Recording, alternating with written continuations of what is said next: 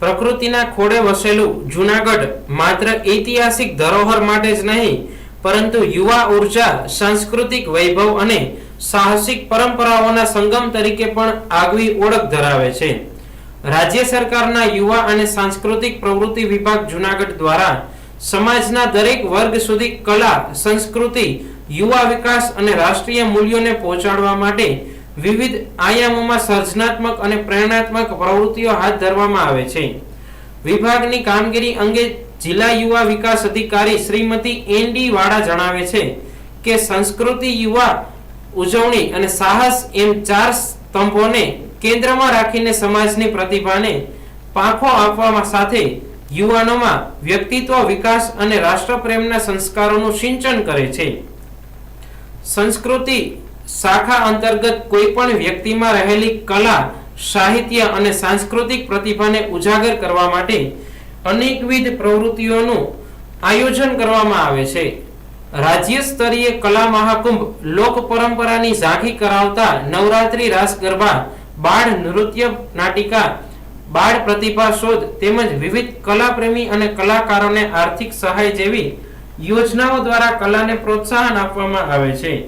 આ પ્રવૃત્તિઓ માત્ર સ્પર્ધા પૂરતી સીમિત નથી રહેતી, પરંતુ સમાજમાં સર્જનાત્મકતા અને સાંસ્કૃતિક ચેતનાનો દીપ પ્રગટાવે છે.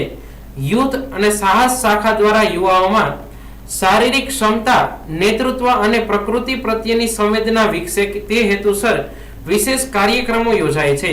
વિશ્વવિખ્યાત ગરવા ગિરનાર આરોહણ અવરોહણ સ્પર્ધાનું ભવ્ય આયોજન દર વર્ષે 2 તબક્કામાં કરવામાં આવે છે. પ્રથમ તબક્કે રાજ્ય કક્ષાની સ્પર્ધામાં ગુજરાતભરના યુવાનો ભાગ લે છે, જેમાં પ્રથમ આવનાર ખેલાડીઓને 50,000 રૂપિયાનો પુરસ્કાર આપવામાં આવે છે. જ્યારે બીજા તબક્કે રાષ્ટ્રીય સ્તરે ભારતના વિવિધ રાજ્યોમાંથી ખેલાડીઓ આ સાહસિક પડકાર સ્વીકારવા જૂનાગઢની ધરા પર પોતાના યૌવનનું ખમીર ખરા અર્થમાં સાર્થક કરવા આવી પહોંચે છે. રાષ્ટ્રીય કક્ષાની સ્પર્ધામાં પ્રથમ ક્રમે વિજેતા થનાર સ્પર્ધકને રૂપિયા 1 લાખનો પુરસ્કાર આપવામાં આવે છે.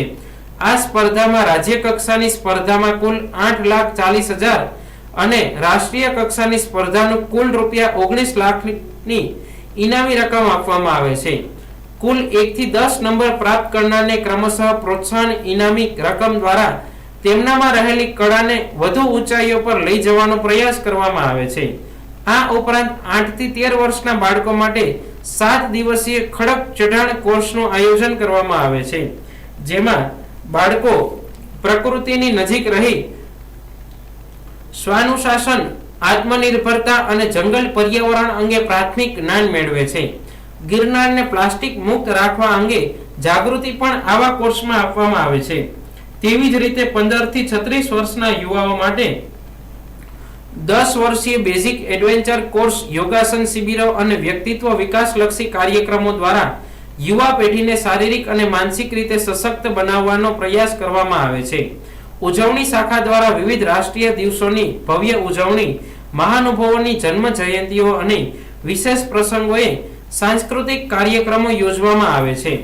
દેશ વિદેશથી આવતા મહાનુભાવોને ગુજરાતની સમૃદ્ધ કલા અને પરંપરાથી માહિતગાર કરવા માટે વિશેષ સાંસ્કૃતિક કાર્યક્રમોનું આયોજન કરવામાં આવે છે.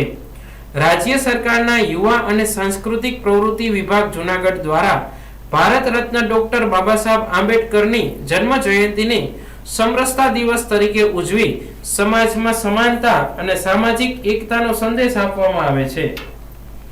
ઉપરાંત વિશ્વ યોગ દિવસ નિમિત્તે જૂન મહિના દરમિયાન યોગ કાર્યક્રમોનું આયોજન વિભાગ દ્વારા કરવામાં આવે છે. જૂનાગઢની સાંસ્કૃતિક ઓળખને વધુ જીવંત બનાવવા માટે વર્ષ દરમિયાન ગિરનાર અને નરસિંહ મહેતા સરોવર જેવા જાહેર સ્થળોએ ભવ્ય સાંસ્કૃતિક કાર્યક્રમોનું આયોજન કરવામાં આવે છે. ખાસ કરીને ઉમંગ ઉત્સવ દ્વારા દિવ્યાંગ બાળકોમાં રહેલી કલાત્મક પ્રતિભાને મંચ પૂરું પાડી તેમને આત્મવિશ્વાસ અને ઓળખ આપવાનો અનોખો પ્રયાસ હાથ ધરવામાં આવે છે. સાથે સાથે છેલ્લા ઘણા વર્ષોથી નરસિંહ મહેતા જન્મ જયંતિની ઉજવણી દ્વારા ભક્તિ, સાહિત્ય અને સંસ્કૃતિના મૂલ્યોને નવી પેઢી સુધી પહોંચાડવાનું કાર્ય પણ કરવામાં આવે છે. યુવા અને સાંસ્કૃતિક પ્રવૃત્તિ વિભાગ જૂનાગઢની વિવિધ પહેલો માત્ર કાર્યક્રમો પૂરતી મર્યાદિત નથી, પરંતુ યુવાનોમાં સંસ્કાર, શિસ્ત, સાહસ અને સર્જનાત્મકતાના બીજ વાવી સમાજ ઘડતરના શિલ્પી તરીકે કાર્યરત છે. ગિરનારની ગોદમાં ઉગતી આ યુવા ઉર્જા અને સંસ્કૃતિનો સંગમ આવનારી પેઢી માટે પ્રેરણાનું જીવંત કેન્દ્ર બની રહ્યો છે.